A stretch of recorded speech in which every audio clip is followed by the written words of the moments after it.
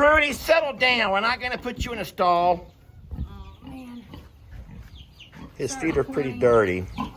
Do you need me to help you, baby? The whole thing, it is for his own good. Baby.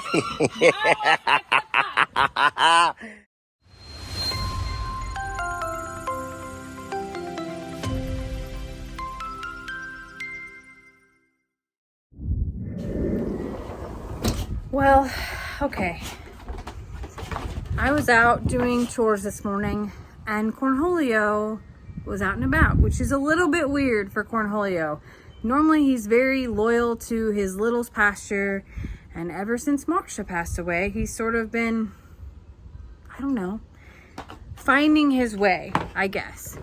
So as he was out, I just get a little concerned because there are dogs from the neighborhood that come over from time to time, nighttime and things like that. Not typically during the day, but still, it's just alarming. So I was picking him up to put him back in the pasture and my heart sank. I have to show you this because I just have to show you. Speak of the devil. Hey, Corny. What you doing out and about, buddy? Hey, everybody. It's another hot day. And you know we always worry about our animals in this heat, but... Okay. So as I picked Corny up, he's molting. No big deal, right? That's a better view. So he's molting. No big deal, right? Well, I want to show you something. So Corny kicks, but I can pick him up with one hand now. That, okay, Mimi, is not, hey! And he's aggressive. Abnormally aggressive. Those are my toes. Okay? I'm sorry. So what I was getting at is that Corny is having some struggling, I think. And it goes with weight. I think demeanor. I don't know if he's like stepping out of the pasture because he's looking for love. I feel like, yes, besides his emotional well-being being a question, Nate, this is not about you. I'm trying to make a really serious video here. I am concerned for Corny. I'm sad for him. I'm worried about him. And yet again, I'm gonna call the vet and see what she says. But I also have talked to Lester and Jake about this because they feel it too. You can feel that his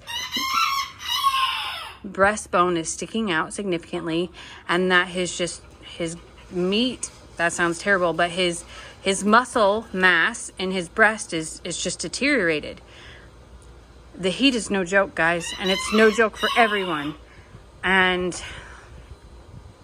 unfortunately, his best life is not at Longhorn Lester's. I can't just pack him up and take him over there. His best life still belongs here, but yours too, Ima. Oh my gosh, everything's clicking on right now. But we've got to do a little bit better at keeping him separated and feeding him. I know that he's not eating as much as he should, and not because food's not available, but he's just not.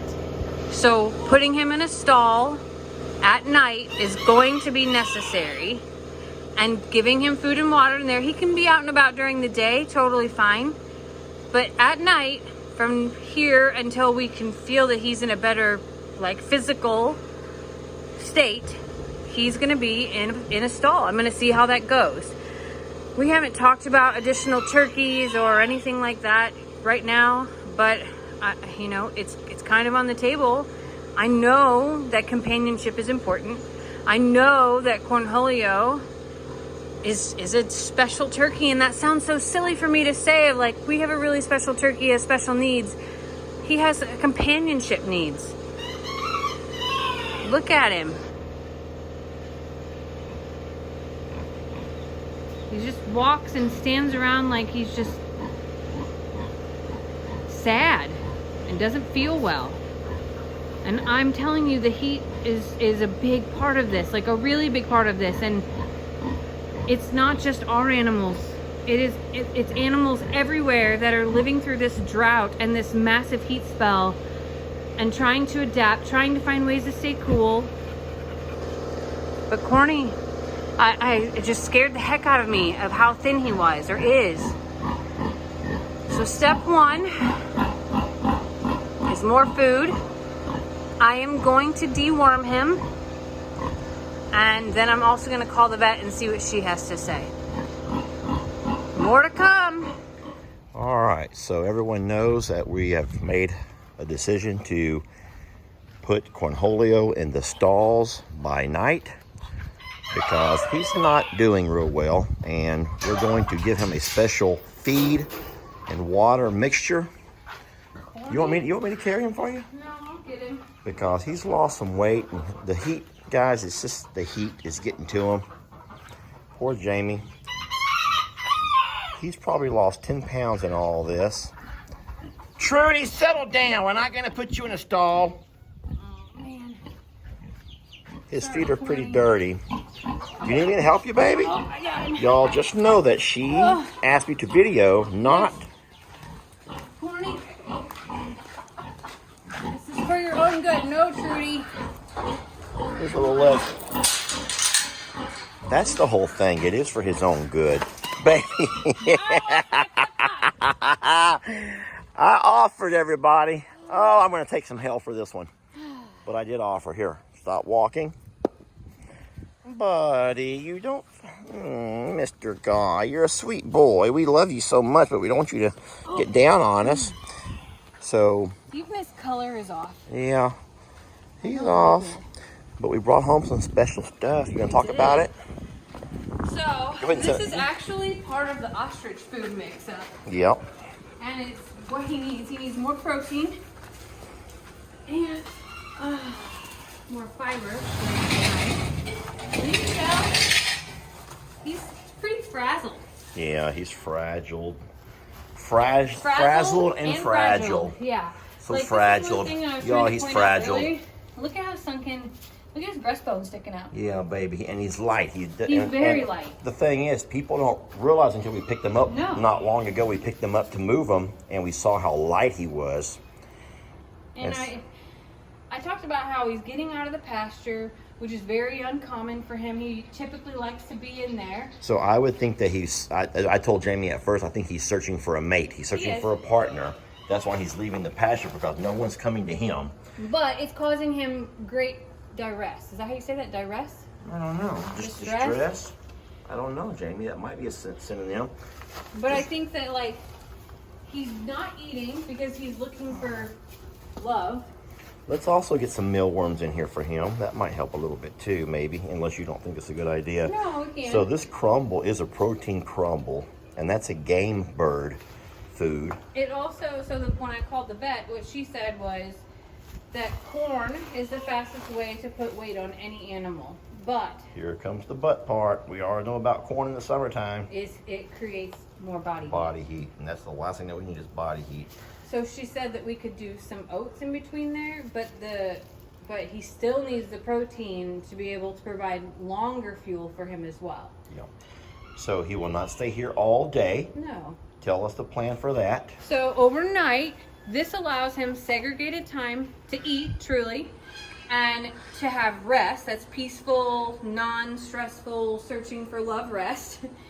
And then, but during the day, he will get to go back out to the pasture or wherever he wants to walk around, still to be able to graze, because they do need bugs and worms and other types of things in their diet. And just interaction. And interaction. So this is not meant to be a punishment. This is meant to be to help him. And hopefully, after a week or so, we'll notice some good changes. But as I'm watching him even standing here, his tail's not fluffed. He's not trying to show off. He's not puffed out. Like, he doesn't feel well, and you can see it on him. Yep, so we're going to leave him in here by night and let him back out by day. And like Jamie said, at least in here, he doesn't have to compete for food. He'll have food and water, and he can at least nourish himself. And then by day, if he wants to go out looking for love out there in the heat, we can't stop that. We can't take that out of him. But No. And then I know that you're going to have 1,000 questions of why don't you bring a female in? And so what are your thoughts on that? Because I haven't even thought about it because we've lost so many female turkeys. I just don't know if that's the immediate answer. I think that getting him well, he has to be well to be able to for them to find him attractive too. And that sounds really silly. No, it's true. But they will not want anything to do with him if he's sickly. So he has to fatten up. Yep. All right. More to come.